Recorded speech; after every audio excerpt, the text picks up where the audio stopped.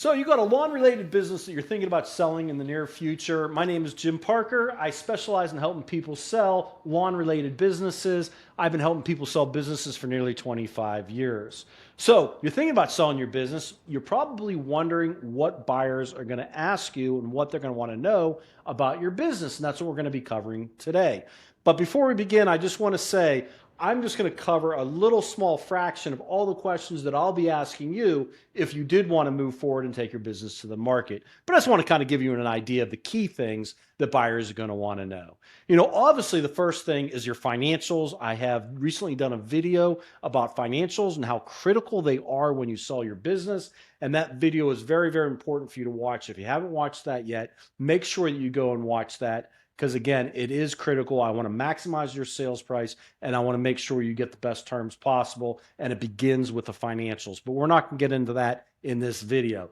One of the most important things they're going to want to know is what is your customer base, and what does that customer base look like? Are you dealing, what percentage is residential? What percentage is commercial? If it is commercial, what kind of accounts are you dealing with? You dealing with apartment buildings? You're dealing with fast food, churches? What is that all made up of?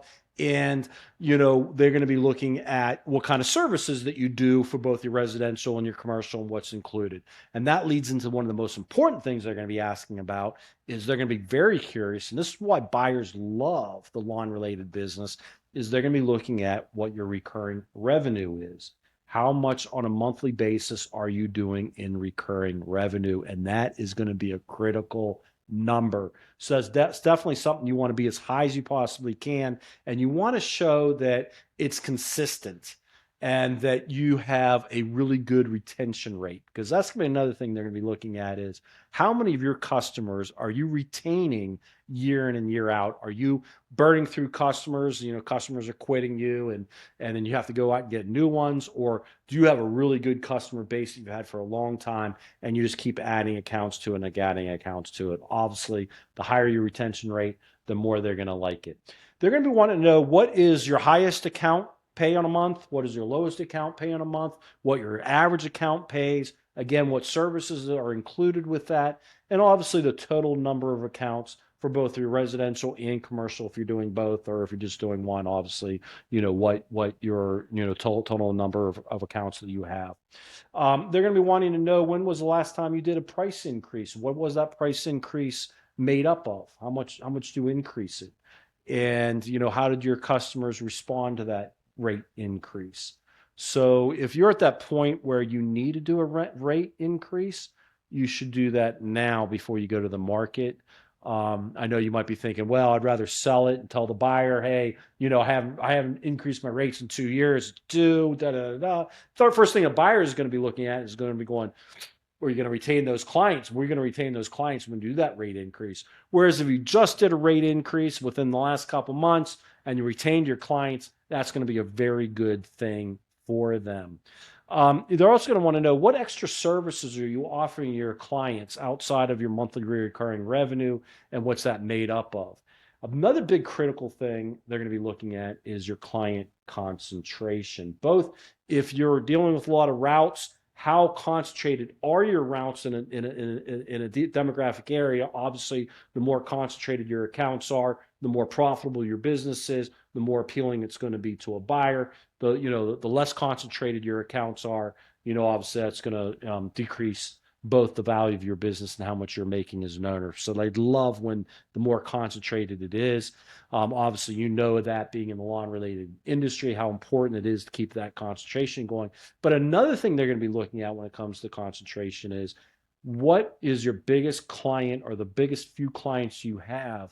What percentage of your revenue makes up those clients? So if you've got one client that's making up 50, 70% of your overall revenue, it's going to ding you on the price. I hate to say it, but it is going to ding you on the price. Buyers typically, everybody has their own threshold, but what I tell business owners is, try to keep your client concentration to around 10% or less.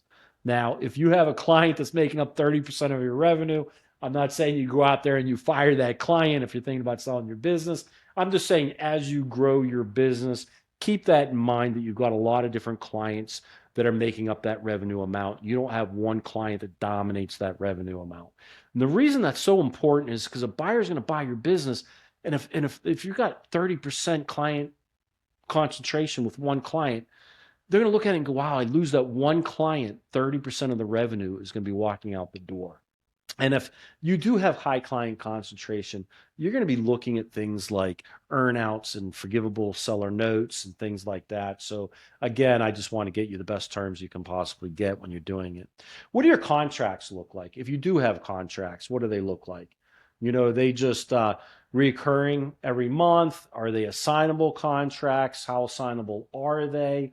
So just keep your heads up on the contracts. I don't want to get that into depth of that on this video, but if you're dealing with contracts, I would love for you to give me a call and we can chat about it.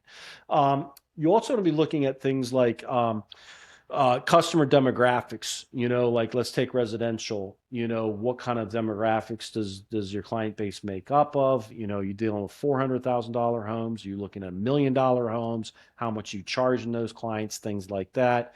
Another question, this isn't really a deal breaker, but all buyers are going to be asking that is, what does your payment methods look like?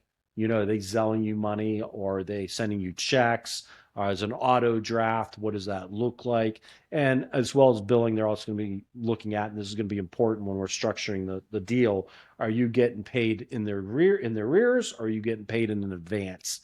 And for other things like seasonality, they're going to be asking about that. What does the seasonality look like during the slower months? What are you doing to pick up extra work? If you're in the warmer states, are you picking up more things like you're doing mulching, and are you getting the beds ready for the spring and things like that? And if you're in the colder states, are you doing snow plowing and things like that? But what does the off season look like, and what kind of revenue are you making? Obviously, the more money you can see that you're making consistently over the year, the better it is. In the warmer states, usually it's the same amount every month. And then in the winter months, you make even more money because you're adding all those extras like mulching, et cetera, et cetera. But they do want to see, how does it look like in the slower months? And another thing they're going to be wanting to see is a list of your customers. Now, obviously, we're not going to hand a list of your customers with, the person's name and their phone number and their address and all that stuff. We're not going to give that to a buyer. That's something a buyer is going to receive on the day of closing when you get paid. But we wanted to build a handover, what's called a blind list, to buyers that have been pre-qualified and they've signed a confidentiality agreement. And it basically, that blind list will just say, you've got this client, it's in this general area, and this is how much they get paid, that you get paid a month by them, what types of services you do for them, and how long you've had that client approximately. And we just do that with all your clients. Again, we will never hand over to a buyer a list of all your clients with their contact information. But that blind list is very important. Obviously, that's a big part of what they're buying at the end of the day. So obviously, as I said in the beginning, there's a lot of different things that a buyer is going to be asking for. I'm not trying to cover it all in this short little video, but I wanted to cover the key things. But I have a whole list of questions that I would be asking you if you did want to move forward, so that we can put together comprehensive packets that we can give quality buyers that have been pre-qualified, that have signed confidentiality agreements. Well, whether you use my services or use a service of another business intermediary, it's very, very important that you hire a business intermediary when you're ready to sell your business. You get a good quality business intermediary that really knows what they're doing. They're going to help you maximize your sales price, and they're going to get you the best terms you can possibly get. Well, if you ever want to reach out and just chat with me, give me a call. Our conversation will be confidential. In the meantime, I hope you have a fantastic day. Thank you for watching the video.